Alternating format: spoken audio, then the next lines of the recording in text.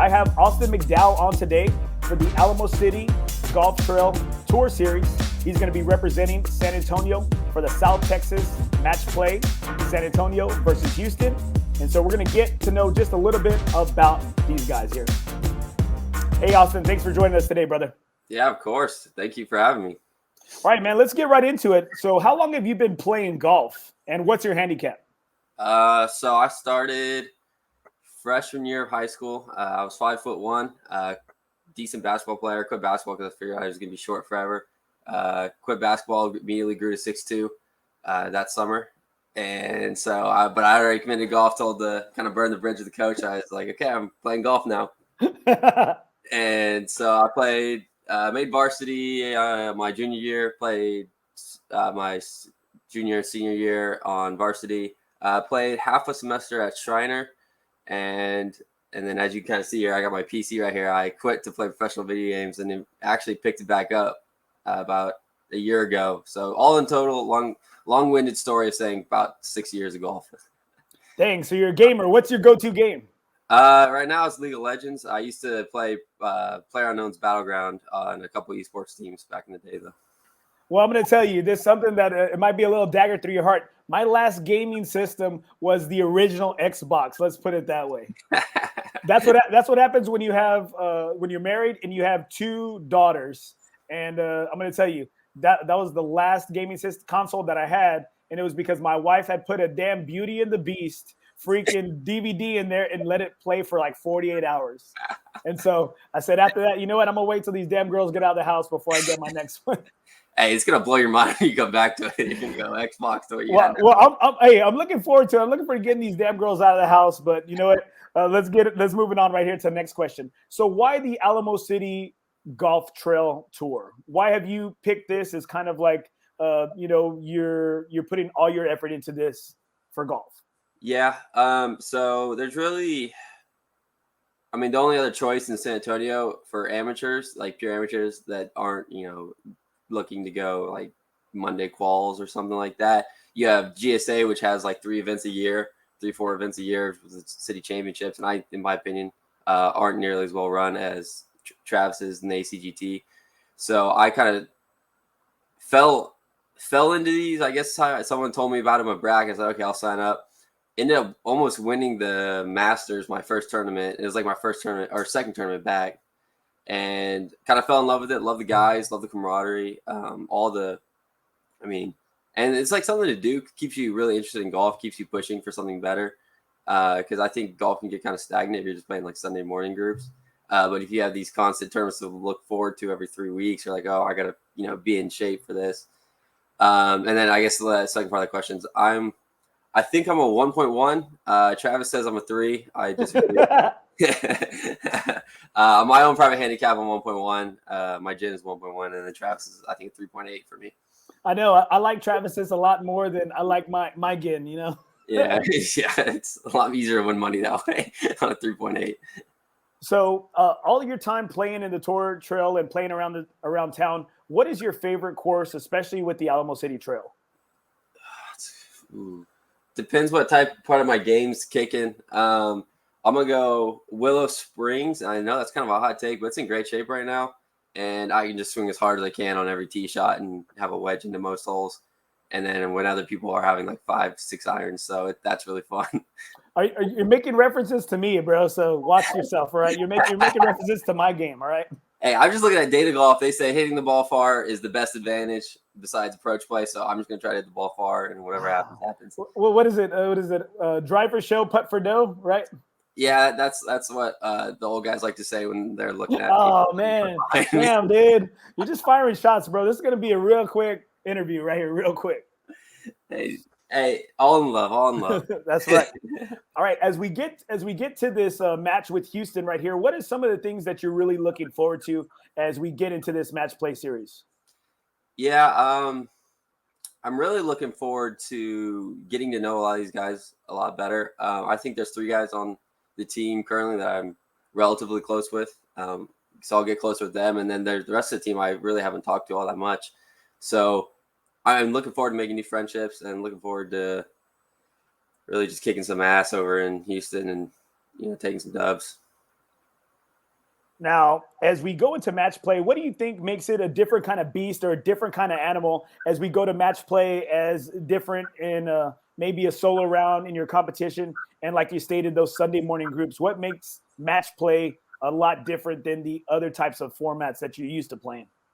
Yeah, so I mean, obviously, stroke play. There's the ups and downs, and big numbers really can one hole can ruin a round, two shots can ruin a round. Whereas in match play, it's live and die on each hole, and I mean, you're really never out of a match until the match is over, right? And I really like the gamesmanship that can be applied to match play. I saw a lot of it at the Ryder Cup. A lot of guys, saying, "Why wasn't that a gimme?" Um, I don't know. I think match play. I have particularly myself never found great success in match play. I'm more of a stroke play player. I'm more of a consistent, Mr. Consistent. Um, don't make a ton of birdies, but I don't know. I got some things in the bag. We'll see what happens in Houston. Hopefully, we can turn that around, make it a winning team. Now, what's your go-to club in your bag? Driver. All right. So what driver are you swinging? TSI 3. It's got I don't remember what shaft. I know it's a 75 gram Torex shaft. I don't remember. I don't remember which one. Probably extra stiff, I guess, maybe, right? Or yeah, it's the Torex, so which is I think an extra stiff. All right. What's the best round that you've had so far here in San Antonio? I'm gonna stick to Alamo City Golf Trail courses because I think they deserve that respect. I fired a 66 at Brack. Was 5 under through 9, and then just kind of coasted my way to a 60. Just coasted through. It was very disappointing. It's typical. I've self nicknamed the term Icarus. Young Icarus is my nickname.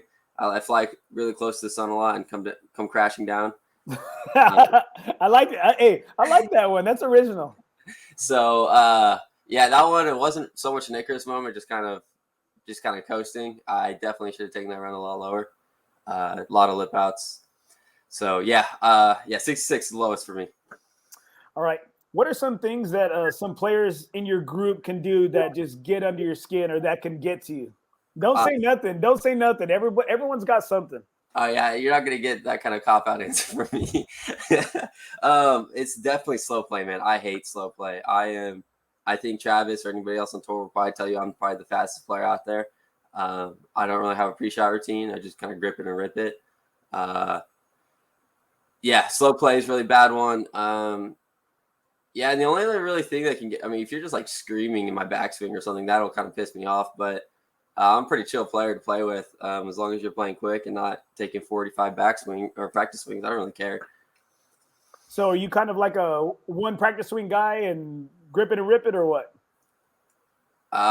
One practice swing maybe. It's about 50% of the time I'm just whacking it. Especially with driver, I just have. I mean, since my early days, I kind of figured out.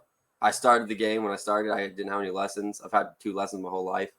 I kind of figured out golf's a really not fun sport to play when you're hitting it in the trees on every hole. And I started off with a wicked snap slice. So I was like, okay, we're going to fix this. And that's all I'm going to care about for now.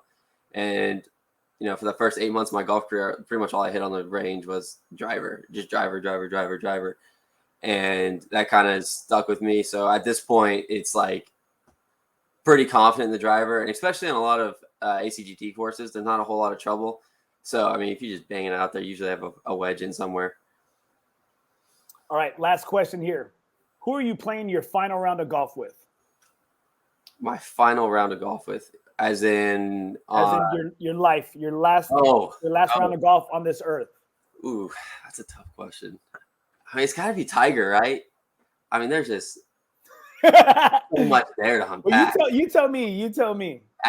For me, it's got to be Tiger. There's so much there to unpack. That guy's got so many stories, and I would love to talk about how just clutch he is and try to pick up some things there. Because I have always a clutch player in basketball. Something about golf, just not a clutch player in golf. So that's kind of where I would ask a lot of questions on that. And ask a lot of questions. What happened in 2010? Damn, hey, you want to get some of the nitty gritty. You want to get some of those insights, right? I don't think he's finishing the round with me, but he's starting. He's starting the round. Hey, well, thanks for the upcoming South Texas Matchplay, San Antonio versus Houston. I have Lucas Nadeau on the show tonight. He's going to be talking a little bit about his game of golf and what he's looking to the most for the South Texas Matchplay. Hey, Lucas, thanks for joining the show, brother. I appreciate it. Absolutely, man. Glad to be here. Hey, let's get right into it, man. So what brought you to the Alamo City Golf Trail Tour Series? So I mean, I just wanted to find something that could kind of get me introduced to the tournament environment. And I mean, I'd never played a tournament at all before playing on the Alamo Tour. So had kind of gotten into golf and started working my way down and getting a little better. And, kind of just wanted to do something that was more competitive and try out the tournament scene and kind of, ended up kind of meeting up with, I met Jason Sandoval, one of the guys on the team at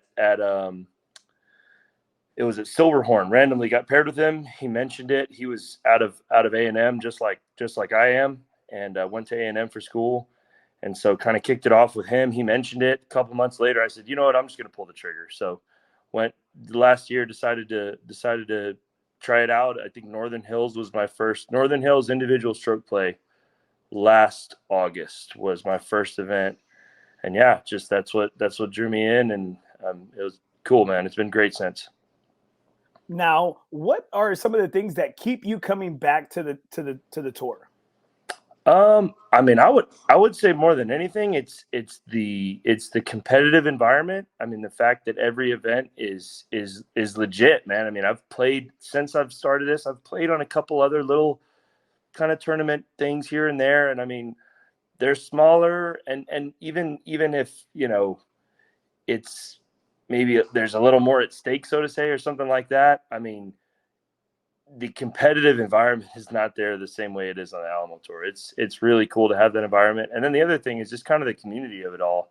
I mean, at this point, I've only been here for about a year and a half, and I feel like I know everybody that's out there. I mean, every event you see all the same guys. They're out there, they're grinding, they're and it's cool. We finished the tournament and everybody's drinking beer in the clubhouse, and it's cool, man. I totally agree, because my work schedule, I have a second job, and so that always kind of prevents me from playing on Sundays. And but my schedule is about to change, so it's about to open up here. There we go. Soon. And so every time I have been out there that Travis has invited me out, I know several of the guys from playing around, at the little leagues and stuff like that. And so everyone seems pretty freaking cool. Like, everyone's just badass, and they really don't give a shit about, like, I guess, about outside noise. It's just really what happened on the course that day. Hey, let's hit some tall boys and let's just relax, And I think ultimately at the end of the day, isn't that what we're all looking for? That's exactly right. That's why we love coming back. Now, as you started being in the tour, what was your handicap and what is it down to now? Or if it's down, or what is it up to? So I think I'm gonna add a little caveat. I'm gonna tell you what I thought my handicap was, and then what I actually started out as, and then what I got to. Because I thought I came in. I thought I was a legit 10 coming in. No, sir. No way. I thought I was like no way I shoot more than 85 my first tournament. Like, I got this, like, no problem, right? No, it was like a 96 for sure. like couldn't even hit the ball in 96.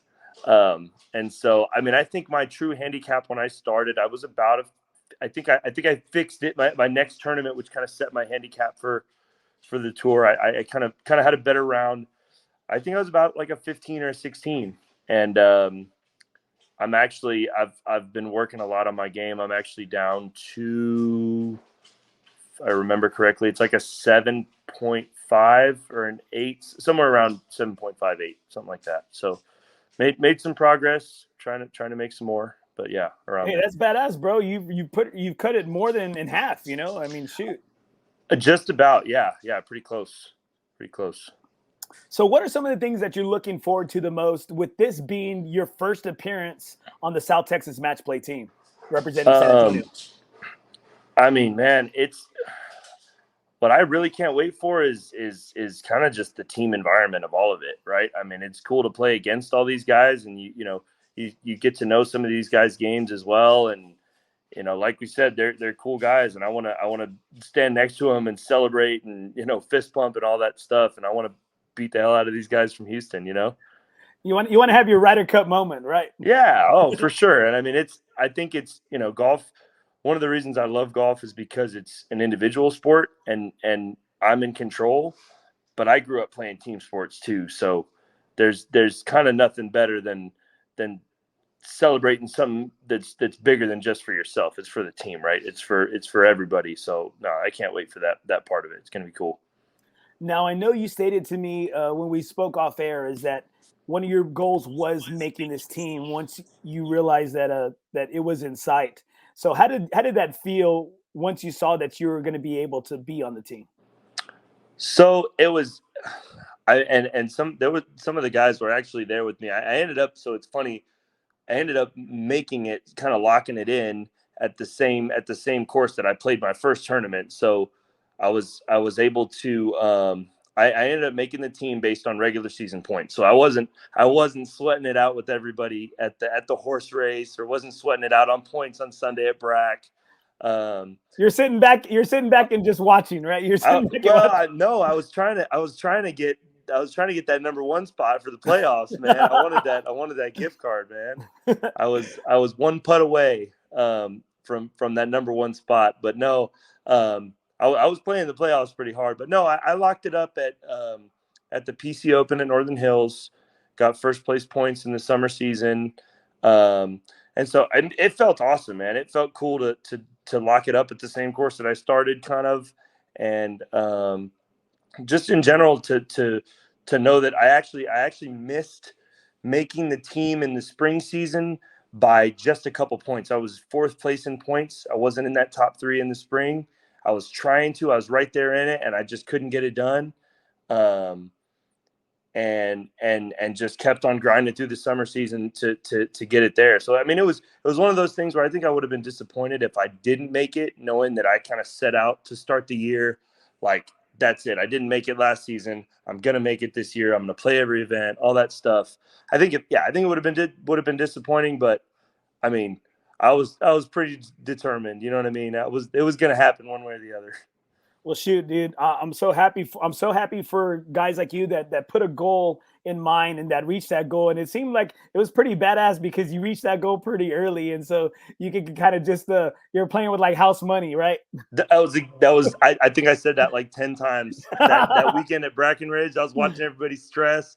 And I feel like I played pretty well because I was like, I'm just playing golf right now. Like, loose, right? Good. It's loose. Everything was playing loose, with house right? money. That's right. All right. What do you think is going to be one of your toughest obstacles to deal with as you go to Houston and play in the match play? I don't know. The wind, maybe? I don't know. They say it's going to be windy out there, and I don't know. Sometimes the wind gets to me. But that's like, pure, golf, like on the course, like tangible. I think I hope the pressure doesn't get to me. I think it's one of those things where knowing that, your point really matters and all that stuff. I mean, I like to think I handle pressure well, but not always, it can get anybody at any time. So I think it's one of those things that I want to do my job for the team too. You know what I mean? I don't want to fall short or anything like that. So kind of nerve wracking, but it's all good. Hey, but you know what? That's why you play, right? That's why you play for those moments, right? You want to feel that. You want to feel like you're on that roller coaster. That's right. That's exactly right. Now, what's your favorite course? And don't say Northern Hills. Don't tell me Northern. Oh, all right. Northern Hills is my least favorite course. What's your favorite course out of the Alamo City Golf Trail? Cedar Creek, and I will tell you why. Go tell me. It is because everybody else hates it. I've played Cedar Creek more than any more than I've played the other ones combined. I used to live real close to there. My dad and I would play that course. I mean, I don't think I played any of the other Alamo courses for a couple years, but because I was always at Cedar, that was the course I was playing. So everybody says, "Oh my God, it's so hard. It's, all the hills and all that." And I mean, it is for sure. But you get to know the course and all that stuff, and not so bad. Not so bad. I do think it's a tough course. I really like it because it is challenging, and it does require you to to like zone in your game, and you can't just spray it all over the place. And especially if it gets dry, that you think that shot on the fairway is good, and it'll just keep rolling. It's gone, rolling and rolling. But that I do think it's a great course. So it's a great track. I think one of the best here in town. For sure. Now, last question: who are you playing your last round of golf with? Who was I playing my last round of golf with? Like my most recent round of golf? No, like your very last round of golf on this earth with. Who am I playing my last round with? Oh my goodness. That's a question. I feel like I'm going to end up by myself playing a round of golf. I'm going to be like 99 years old, walking the course. I just might die right there or something like that. Well, the thing is that I've had people say family members, I've had people say celebrities, but it's just if you're going to lone wolf it, or hey, who would you want out there with you in your last? Who would I want out there with me? Honestly, man. Oh my gosh. I mean, I would say my dad, but the odds of that one are just rough, man. I don't know. Maybe my girlfriend. She likes to come out on the course, relax, and we just have a nice leisurely round to hang out. Maybe that one. I'd go for that one. All right, guys. Tonight I have Casey Graham on from the Alamo City Golf Trail Tour Series. He'll be talking a little bit about the upcoming tournament for the South Texas Matchplay that will be held in Houston, Texas, at Wildcat Golf Course there in Houston, Texas. Hey, Casey, thanks for joining the show, brother. Hey, Andy, thanks for having me on. Appreciate it. Hey, man. All right, let's get right into it. All right. I know that I've actually had the privilege of playing with you a couple times with the NOLA ASA group and with my boy, Jeff. Jeff's got a lot of stories about you. He gave me a lot of insight to you. All right. And as we get going with this South Texas match play between the San Antonio guys and the Houston guys, this is your 6th appearance now. How did it all start? Well, shoot. You know what? I moved in Texas after I graduated in 2008 and been living here from 2008 to 2013. I was kind of just playing, with my uncle on the weekends, just playing with kind of going out there by myself, kind of single. And my dad actually found the ACGT Tour on Facebook and said, "Hey, I think you should try this out. This might be something you've been wanting to play some competition." So it all started in the fall of 2014 is when I started emailing Travis and asking, how do I get on this tour? What am I going to do? I don't have an established handicap. I don't have all this. I don't have all the I guess authorizations and stuff. I don't know anybody. So 2014 he brought me on, and I started that tournament with a 10 handicap, and ever since then I've kind of been hooked. So the ACGT Tour is awesome. So where'd you make your way from? I moved from Nevada, and my parents wanted better college opportunities for me, and I was pursuing engineering, and my brother was pursuing football. And we had family down here in Texas, and Texas had everything that we needed to pursue. So, being the football state, right? Absolutely. Kind of benefit. Well, good, brother. So I know that since you made the move here, it seems like you and Travis and a good majority of the ACGT guys, y'all have a good strong group, because I know y'all take some really badass trips to Wisconsin, from what I've got to see. Yeah. We've got a little spin-off thing called the ACGT Tour Travels. And I know Travis will appreciate that little plug. But so we've been fortunate enough to know Travis as a PGA professional and been able to travel to Wisconsin and Las Vegas, Nevada, and Florida, and these nice places, and play play some really awesome courses. So yeah, that's a perk, I guess, to hanging out with Travis and knowing him. So. Well, I told him the last time I saw him at Willow, I said, hey, dude, get me on, man. I'm ready. I said, get me on.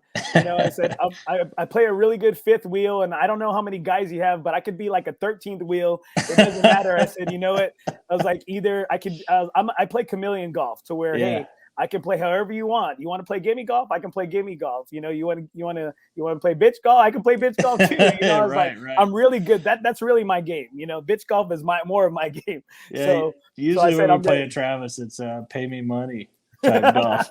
Somehow he always wins. But. Well, as long as you've been playing the ACGT Tour Trail series, what has been some of your highs that you've had? Oh shoot. Man, I think that the tour just brings that next step of competitiveness. That's what I enjoy a lot.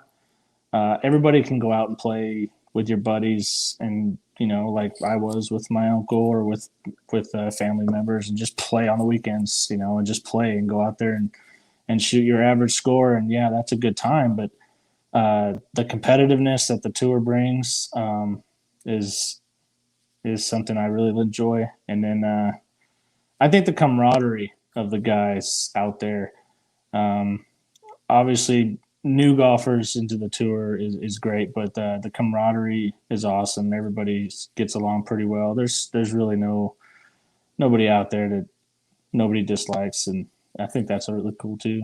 So it seems like from what I've been hearing as I've been doing this podcast for going on 3 years, is that golf is like this huge binder. It's this huge binder that it brings people of all different ethnicities, races, backgrounds. It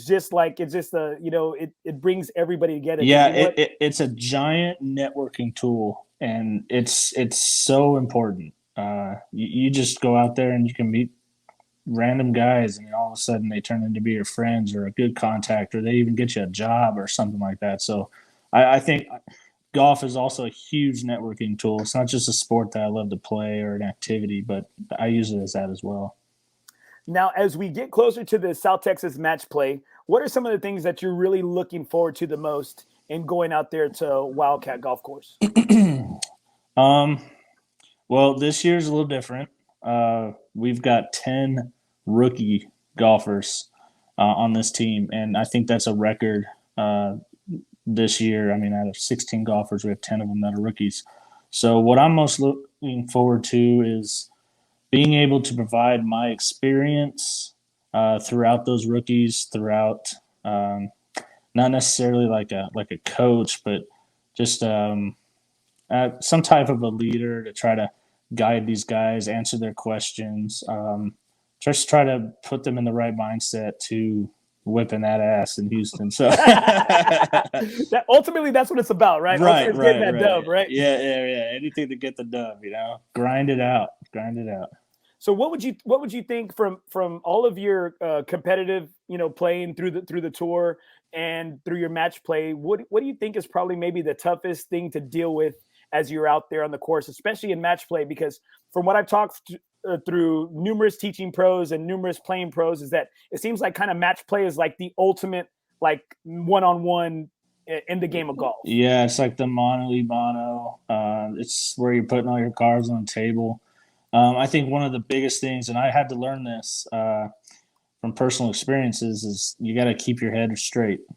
The good thing about match play is that you can have 1, 2, or 3 holes that you blow up on, and you're not going to lose the match because those are just 3 holes. You still have 15 holes to try to fight back and grind it out.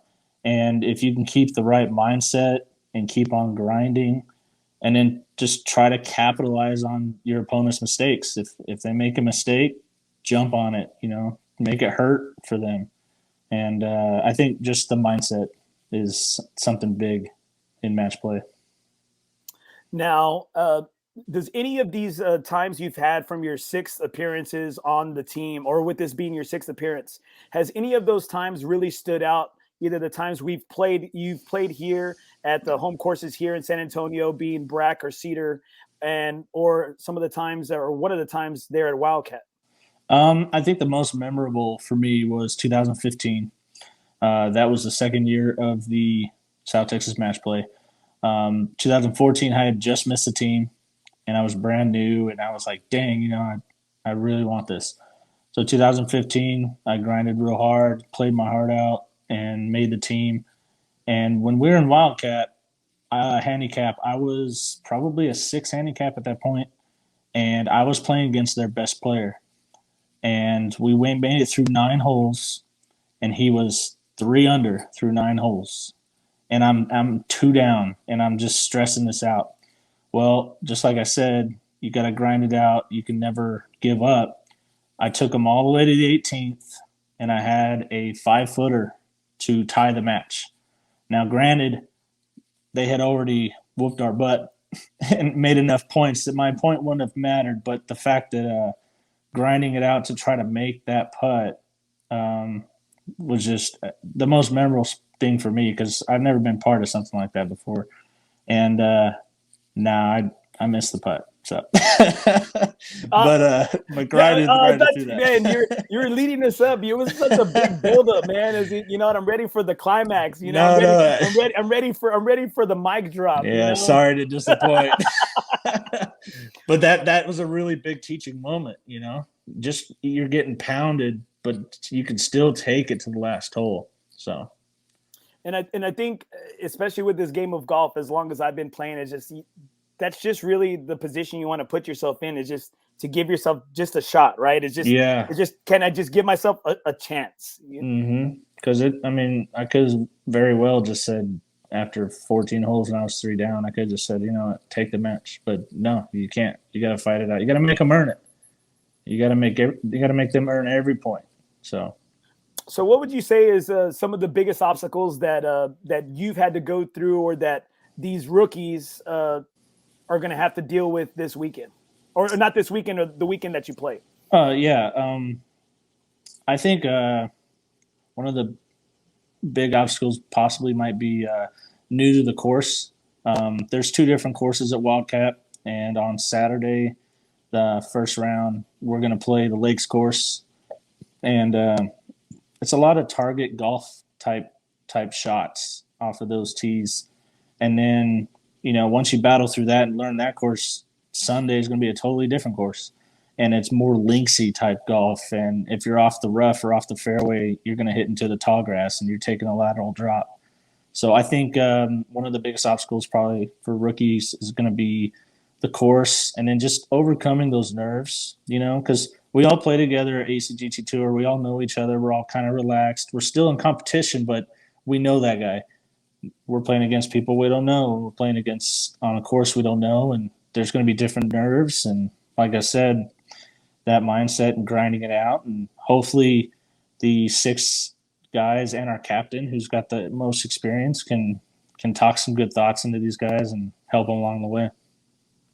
Now tell me, as you've been playing this game, what is something that somebody in your playing group can do to rattle you or get under your skin? Because you know what, I've heard some stories about you. I've heard some stories where Casey hasn't been too happy of a camper and you've walked off the course. All right, I've heard those stories. Okay? I haven't walked off the course, but I've gotten to a point where, why am I out here? But I think we've all had those days.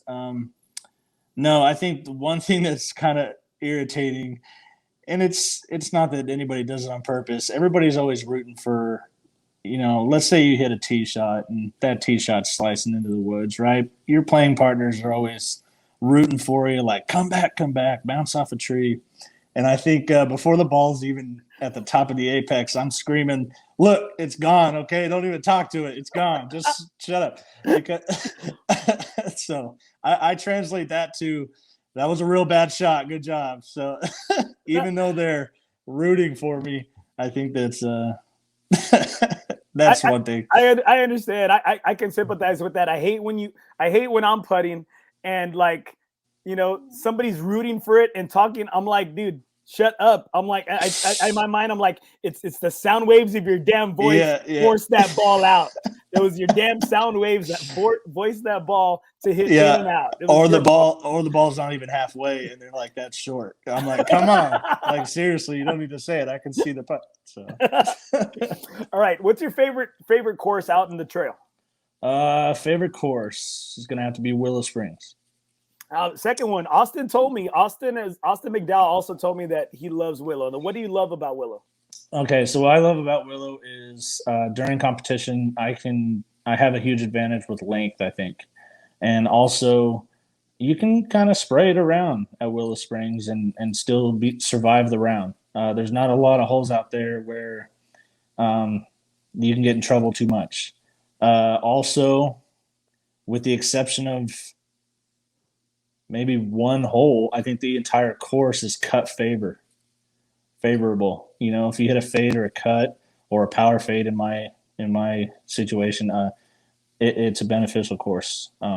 So I like putting the greens out there, and I've shot my lowest round out there personally, so that's probably why I like it too.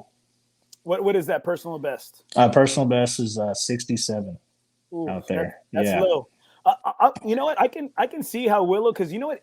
For some weird reason, I know the darling of the trail is Brack, you know, and then obviously Cedar. But you know what? I always feel like Willow is never in bad shape, and I mean that's like I can always that's what it seems like for me, because I'm like I think that course has always kept up very well for some reason. It's definitely kept playable throughout the year. There's other times where other courses on the trail go through their rough times. But Willow's really kind of staying alive the whole year. Now, my last thing with you, who are you playing your final round of golf on this earth with? And it could be anybody. I've had people, you know, say family members, say celebrities, but who are you playing that last round of golf with? Oh, man, that's tough off the spot. Damn.